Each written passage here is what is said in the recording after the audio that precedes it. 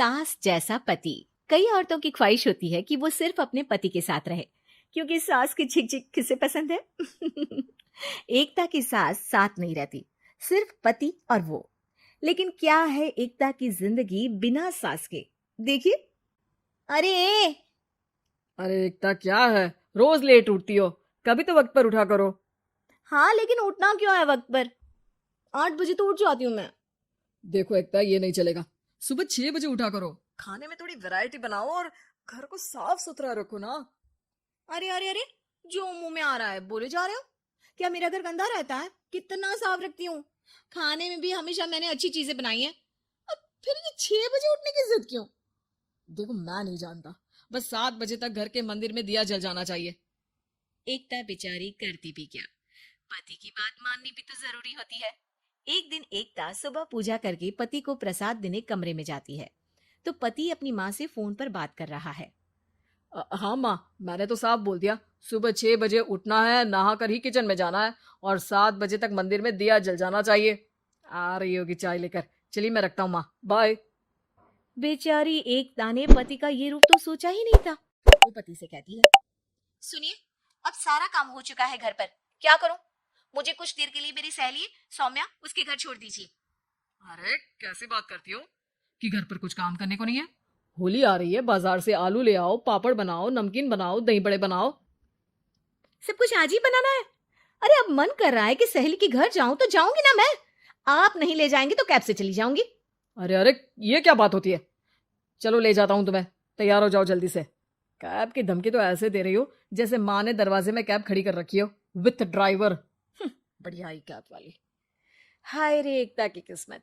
वो सोचती है कि सास साथ नहीं है, लेकिन पति के हाव भाव किसी अक्कड़ू सास से कम ही नहीं है।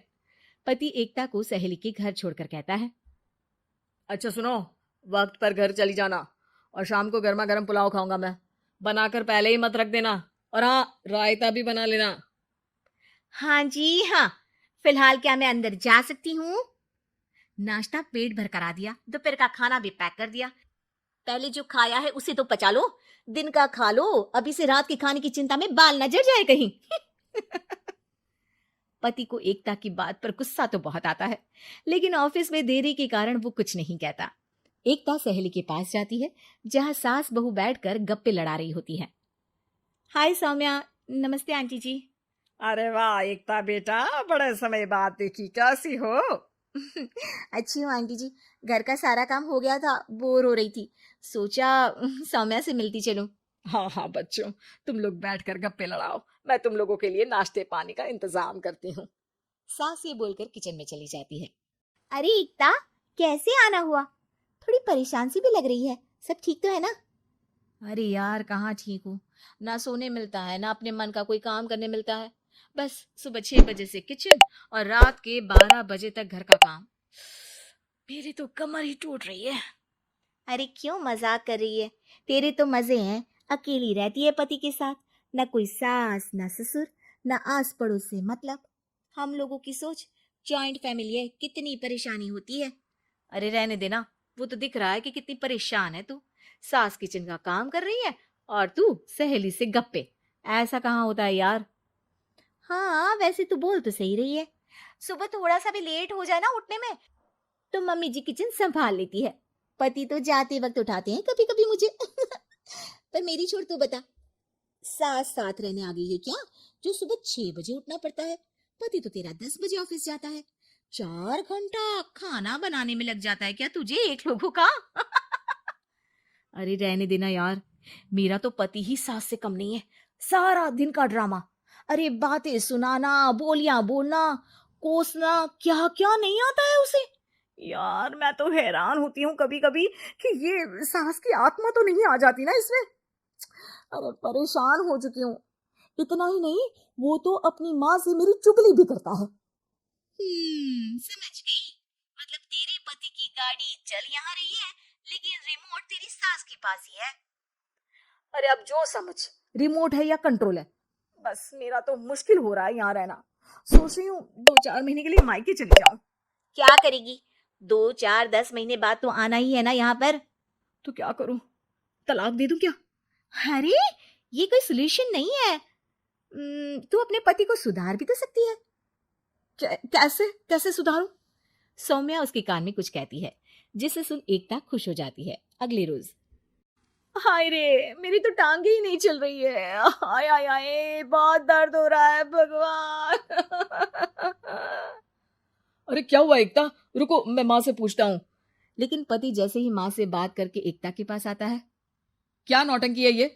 क्यों रो रही हो? अरे कोशिश करो ना उठने की। ये काम से बचने के लिए जो नाटक है ना, बंद कर दो, वरना माँ आ जाएगी यहाँ पर। एकता की तो मानो मन मुराद पूरी हो गई। अरे हाँ हाँ, तो बुला लो ना उन्हें, जल्दी से बुला लो। मैं 4-5 दिनों के लिए आराम करना चाहती हूँ। चल तो सकती नहीं हूँ। खाना पीना कैसे होगा? अब क्या था, सासू माँ आ जाती है एकता के घर। सासू माँ, मुझे ये हमेशा बताते हैं कि आप कितनी हार्ड वर्किंग है। बस अब अगले 15 दिनों तक मैं आपको देखूंगी और आपकी जैसी ही बनूंगी। ये बता रहे थे कि आप 5 बजे सुबह उठ जाती हैं और अरे बेटा, कुछ ज्यादा ही नहीं बता दिया तूने। अब नहीं माँ, मैं चाहता हूँ कि ये आपकी तरह तौर तरीके सीखे, जैसा आप मुझे बताती है ना। मैं तो हमेशा हॉस्टल में रहा, कभी देखा भी नहीं आपको, लेकिन मैं चाहता हूँ कि एकता पूरी आपकी कॉपी बने, घर गृहस्थी आप ही की तरह संभाले। हैं? हाँ हाँ। तो अब माँ जी यही है, तो क्यों ना कल से शुरू। लेकिन अगले दिन सास 9 बजे सोकर उठती है।